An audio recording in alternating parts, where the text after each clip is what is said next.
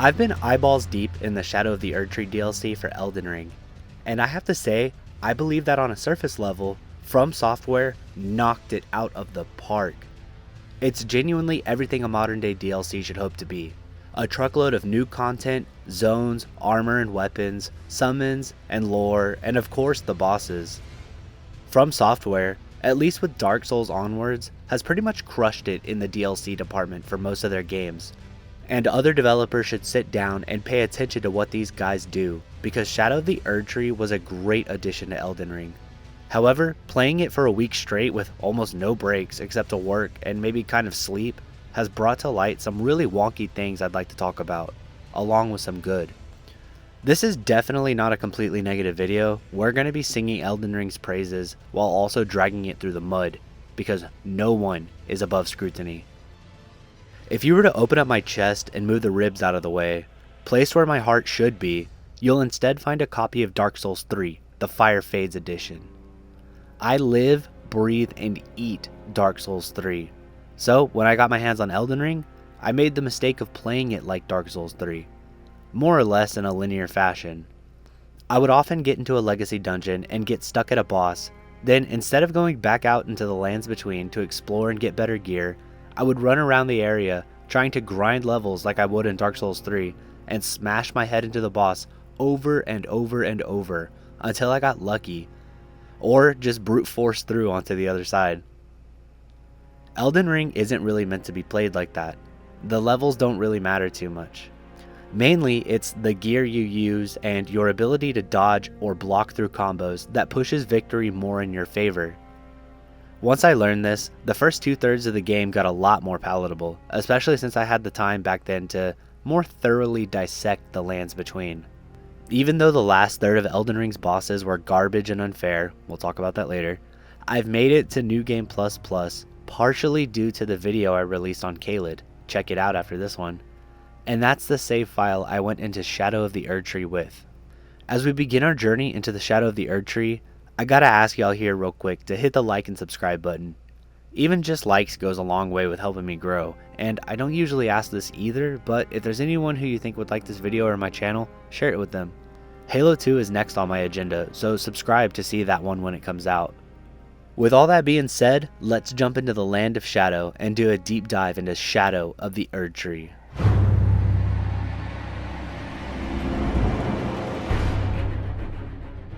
The very first thing you'll notice about this DLC that is odd is that you need to beat about 60% of the base game and look up how to get to Mohg, the boss that guards the portal to the DLC.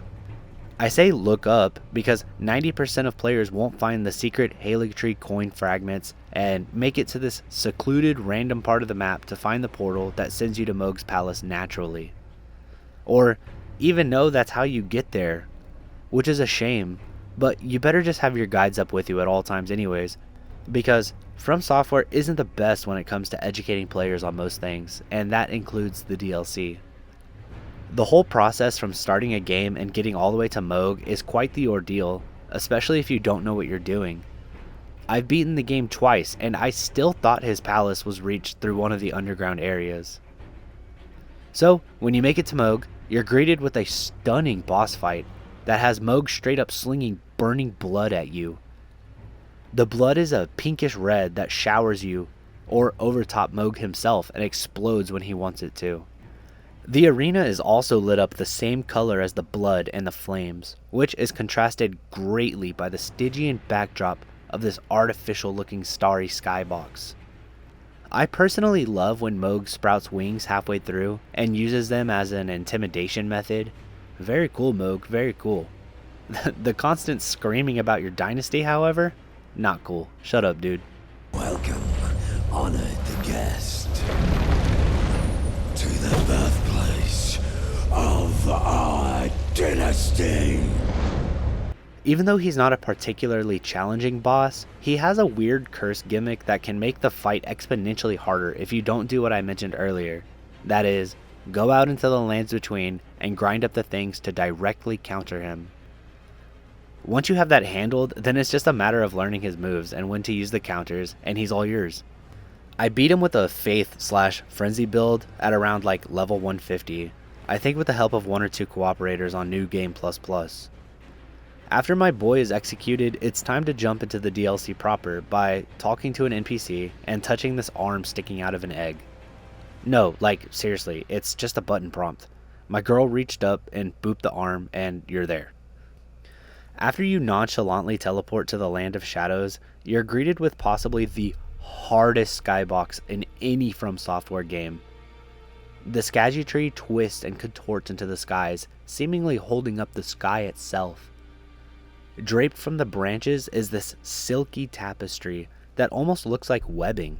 When I first saw it presented in the trailers, it seemed like it was royal or religious in a way, and has been corrupted. I saw someone online call the draping a baldachin, which is a type of fabric, and it hangs over an altar or religious pedestal. I don't know how accurate that is to the lore of the DLC, but the striking visual bleeds out an air of corrupted holiness. What sells this even more is the wheat-like grass with ghostly graves scattered throughout. If the thousands of graves doesn't get your visual metaphor bells tingling, then this enemy perched right outside the start area, who will mercilessly pound you into the dirt, will remind you that you're gonna die a lot in this DLC. Keep in mind, I had a significantly leveled faith build, and I think 70 or 80 vigor, and this guy two-shotted me while I kind of tickled him with a feather. I'm gonna move on because I want to talk about difficulty later in the video. For now, I'm just drinking in the atmosphere this DLC is giving me. My build wasn't optimized, and I don't think I needed to be to explore the overworld, but I quickly switched into a two-handing greatsword you find early in the DLC.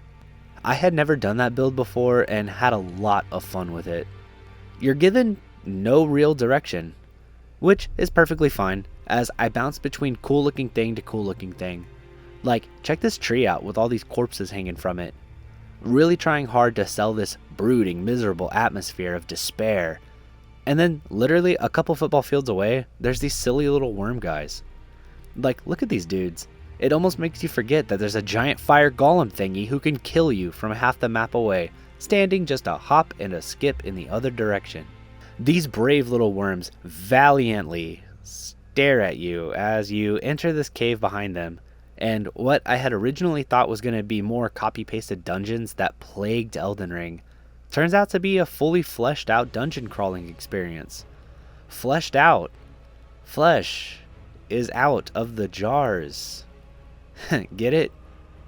Look, there's flesh in the jars, and they're outside of the jars. They're making jars out of flesh. Crazy, huh? Alright, moving on. Inside of this dungeon is a really unique experience that I just need to tell other people about because it's so subtle, but speaks volumes. In the, oh my god, they're making jars out of flesh things cave, you come across what I can only explain as child flesh jars. Playing. Not hostile, which is immediately a huge emotional moment for any Soulsborne player. But seeing this little bird game, sitting down and facing each other, almost happy, that was bonkers, and I was gonna mention it anyways. However, something heartbreaking happens.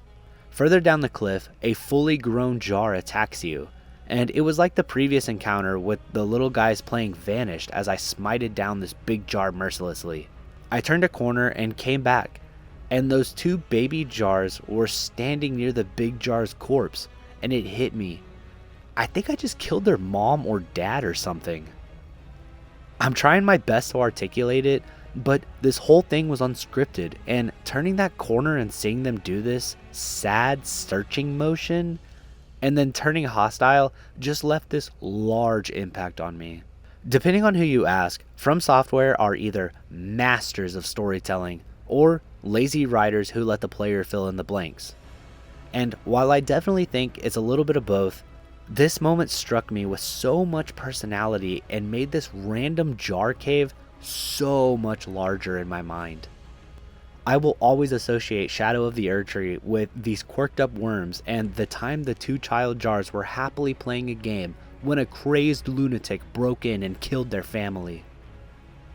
Also, funny thing about this cave is it kind of hints or implies that the boss is going to be a massive jar or something related to the flesh freaks inside the jars. But nope, it's just a dude with a sword. I had a bigger sword and my mimic tier, so he got squashed pretty easily. I'm kind of dwelling on the way the DLC looks because, truth be told, that's my favorite part of the DLC. As mentioned in a previous video or two, I hate using the word vibe, but man, From Software nailed these different vibes in the DLC. The next example I have is this boss, Divine Beast Dancing Lion, who seems to be two dudes under one of those Chinese type dragon festival costumes. You know the ones I'm talking about. While the weather and skybox are still kind of the same as earlier, this particular move the boss does where it leaps into the air and calls upon a different element to assist it in combat is so pleasant to watch, and struck fear into my heart as I watch its body twist and contort unnaturally and the elemental powers filling the screen as it tries to end you. From Software even showed their sense of humor by just straight up giving you the head to wear as a reward for killing it if you wanted. The next place I went to was Castle Ensis, which was a hair generic for Elden Ring, which I don't like saying because it's still an excellent location, but you've seen everything in this castle before in the base game. The boss for this place is called Rolana. Sidebar, I wish they would have chosen more unique naming conventions for the characters in this game. Mikola, Millennia, Melina, Relina, Renala, Radon. Anyways, Rolana kind of reminds me of the Dancer of Boreal Valley from Dark Souls 3, and man, I really need to play that game again and make a video about it. Which you guys may get to watch me play after Halo 3 because I've been dabbling in streaming. Yeah, I won't dwell on it too long, but go check me out on Kick. Haven't fully decided if I want to stream there or on YouTube itself, so let me know in the comments what you'd like to see me stream on, or how you'd want me to stream. Also, comment your favorite or most hated thing about Shadow of the Erdtree. Opinions vary wildly, and I want to hear yours. After you like and subscribe, of course. Alright, back to the video. There's a couple more locations and vibes to talk about before I start whining about what I don't like. First off, a vibe I really like. Hidden behind a generic dungeon lies hidden the entrance to the Abyssal Woods. You have to kill its gatekeeper to enter, and this guy's arena is something wonderful to behold. A sunken and destroyed mausoleum with graves and tombs sticking out of the ground. After sending him to his own grave, you're greeted with the Abyssal Woods, a joyful place where water, visions of madness, chaos, oh chaos. Turn back while you still can. The Abyssal Woods are a barren mass of trees where madness permeates so deeply that it flows in the water.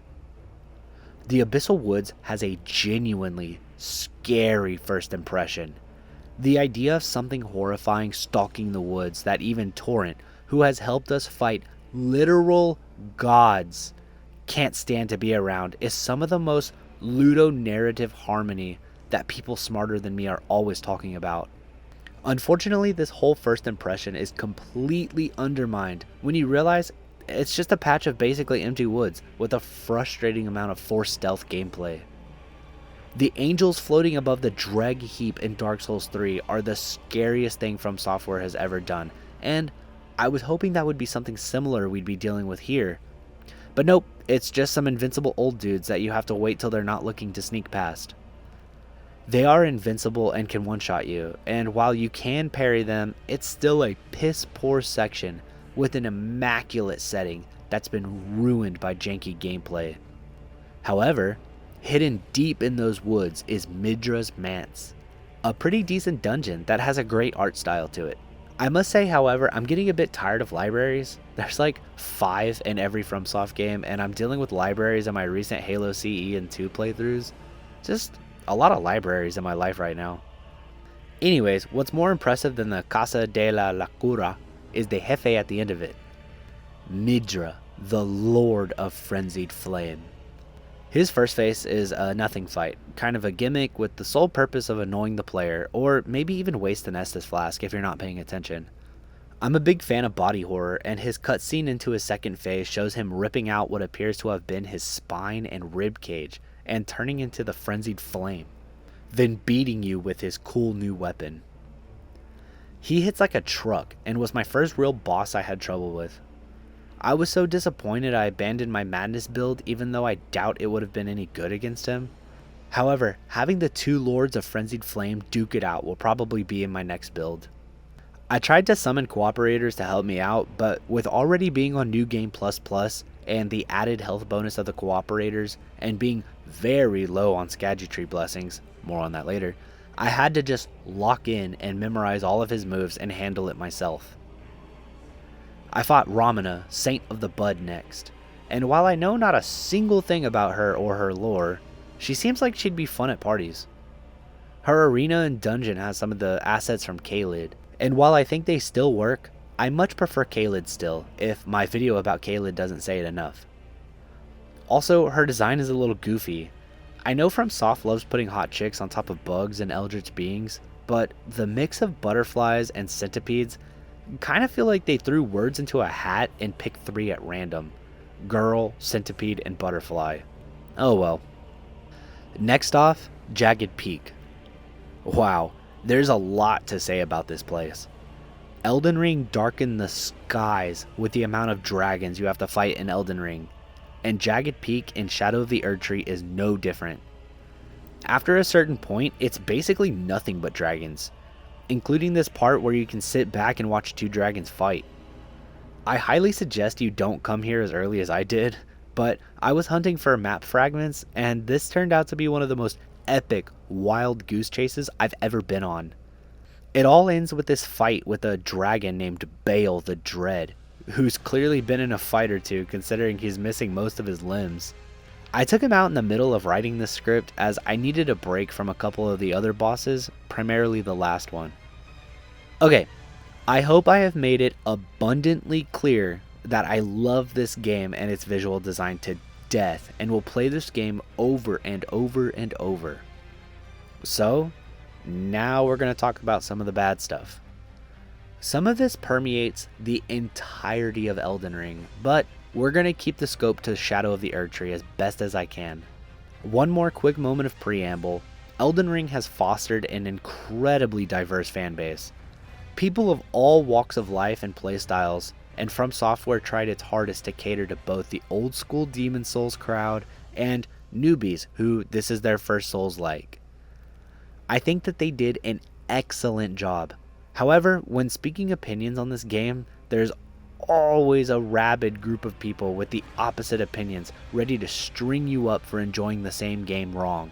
If you are watching this and disagree with anything that I'm about to say or have said, I want to hear it in the comments.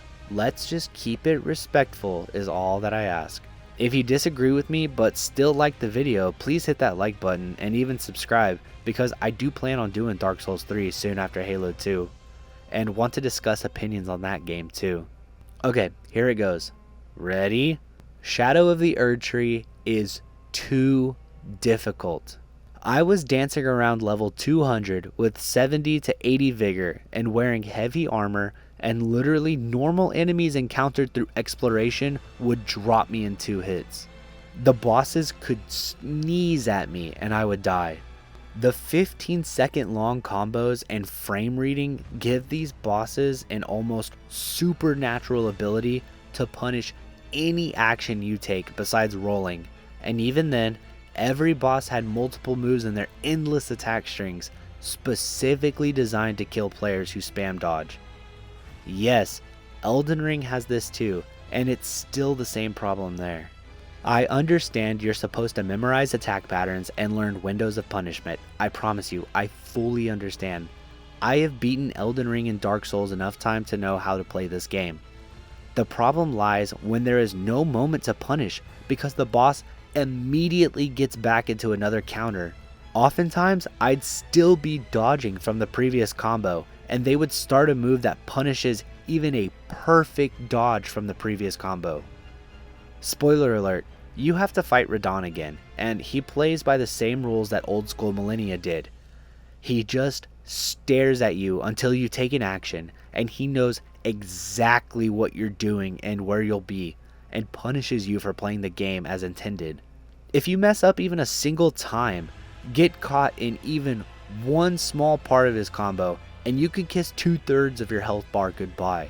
Now you get to spend time in a recovery phase trying to heal yourself, but the moment you click square to heal, he's back up on you because he reads your stupid frame data and knows when you're locked in an animation.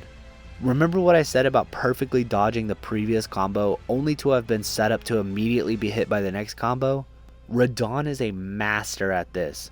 There's one attack where he does a sort of fiery exploding blood slash that he always follows up with any strike that you're in range of, and the timing window of dodging that last explosion perfectly puts you outside of iframes as he swings his sword back down on you. You have to dodge only backwards over and over and over again, and it's funny, when you do that, after the explosion, he does not follow it up with a strike, so I know it's frame data again. This still hasn't even spoken about his second phase, where a new problem is introduced. That is visual clarity. And this happens in other bosses too. Radahn is just a good example I'm already speaking about. While his first fight is unfair with the amount of damage he does and his frame data reading, the second phase obscures your vision with the amount of particle effects, and he's wrapped in a long flowing hair that obscures his body, so your overall ability to see what is happening in the entire fight is reduced to almost nothing. On top of all this, he gains new combos, which is good for a second phase, right? Well, in this phase, they are teleporting multi-strikes that end in AoE explosions. Literally, there's a move that he does where he strikes you 4 times from a distance, then teleports to do an AoE strike, and then can immediately follow up with a new combo. Most likely one involving AoE strikes with delayed rolling punishments. You are not fighting a boss, you are fighting a series of mechanics designed to punish the player for even existing in the arena and looking at the screen. Another example of the visual clarity and combo chaining happens with the Lord of Frenzied Flame. I had quite a few deaths after he would do this large explosion attack that obscures him in particle effects, where he can either stand there menacingly or immediately shoot a giant madness beam at you or leap at you. I hope I have footage captured of that. If not, then I'm sorry, because I'm not beating the game for a third time and getting through 70% of the base game to fight one boss. Bale also suffers heavily from this, considering the camera was inside of him half the time, and his body disappears behind all the lightning he summoned in the second phase. So, counter argument time. Rope burn, your level doesn't matter. You're supposed to go out and explore to go find the Erdtree fragments to level up your blessing that allows you to deal more damage and take less damage. There's a total of 50 shards that grant you 20 levels. Each level more or less increases your damage negation and damage by 5%, which they have changed once or twice through patches because they know it's a bad system and have to tweak it.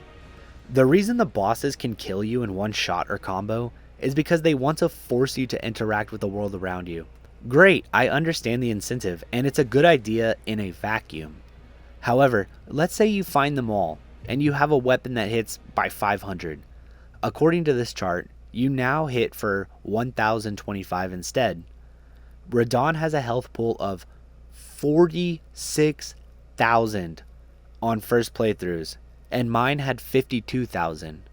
So in theory, even if you're fully upgraded on the Erdtree blessings, you still have to hit this guy over 40 times to kill him, while he only needs to get a single lucky smack or two to kill you. So this whole, well, you just gotta max out your blessings logic is still putting you in the same boat as someone with no blessings. Only difference is, instead of dying to one hit, you die in 2. Another reason that the Erdtree blessings suck is if they are as necessary as everyone online says, then why does FromSoft hide them in random places with no direction on how to get them? They just show up as a little purple string of light, easily missable, and some of the enemies you have to kill to get them can disappear after you aggro them. There's 50 of these fragments, so I'm supposed to scour every little tiny inch of the map and kill 100% of the enemies just to collect these things? No reasonable person plays like that. So everyone pulls up a guide on where to find them. So now, instead of playing and enjoying the DLC, You just paid for a collectathon to stand a chance against the harder enemies. I feel this completely kills so much of the enjoyment of the exploration. I'm whining and whining and whining. But do I have any solutions to offer? Yeah, just put more fragments in the game. They put way more seeds to increase your flask uses in the base game than you needed to max out your flasks. That way you didn't have to 100% the collectathon to get the full flask uses. Make it the same with the fragments. Just throw another 10 or 20 in the Land of Shadow and problem solved. Even better if you increase the final damage negation to like 3 or 4 times. You don't even need to adjust the damage output modifier, just the negation. Now, players can get to max blessing without 100%ing the DLC, and the tougher bosses are not completely unfair. I don't understand why FromSoft is desperately trying to get you to do everything, because they've never been strangers to hiding away content from players before. This is such a weird move for them, especially since they've made it clear this game's goal is to appeal to a wider market. Why are we all of a sudden changing that? I have one more quick thing to whine about. The summoning cooperator system sucks, full stop. Standing around, staring at the ground till a golden sign pops up, having to rush over and hope you summon them first is such bad game design. For every 10 signs you hit, you may get one person who's summonable. If they're unable to be summoned, then why are you even showing me the sign? Just show me the ones I can summon. Do I have an idea on how to fix this? Yeah, these summoning statues you see here, just make it where when you click them, it puts you into a queue or a matchmaking lobby that matches you automatically with the next available cooperator. Or match 2 people looking for summons, because you have to basically declare whether you want to be summoned or summon someone else with this whole writing on the ground thing. If there are 2 people looking for summons and 1 summon available, why not just put all 3 together? Or put the 2 people who are looking for summons into the same instance and let them fight the boss together, and if they win, they both get it to count in their individual games as a boss kill. Literally, this needs to change so bad. Maybe this worked when Dark Souls was still niche and there weren't thousands of players standing outside of boss arenas fighting to summon the same 20 people. Why can't all the people looking for cooperators play with each other and have it count towards their actual game progress? Because it's not in the spirit of the game. Then why is it in the game at all? Man, sorry if I'm rambling here, it's just 2024 and FromSoft still can't figure out instances in matchmaking lobbies. Let's see, I need to say something nice here real quick to complete my compliment sandwich. The new armor sets are awesome and the weapons are super creative. Almost no gear you pick up is boring or uninteresting. There you go, compliment sandwich complete. In conclusion, Shadow of the Erdtree is an amazing DLC that hits the nail on the head in almost every regard. But the few things it misses on are such huge gameplay mechanics that it plagues the moment-to-moment enjoyment of the game. A couple zones are empty and boring, the difficulty is designed to waste the player's time, and the co-op system is trash. If it wasn't for these things, I believe that Shadow of the Erdtree genuinely could have been perfect. Rumor has it that this is probably all the DLC we're getting for this game, which is fine. I'm sure that they're hard at work giving us Sekiro 2 or Bloodborne 2, right? Hit that like and subscribe button, and if you think any of your buddies would dig this video, then share it with them. I'm really hoping to get to 100 subscribers by the time my Halo 3 video drops, because I think it's going to be a monster, and I would love as many people to see it as possible. See ya.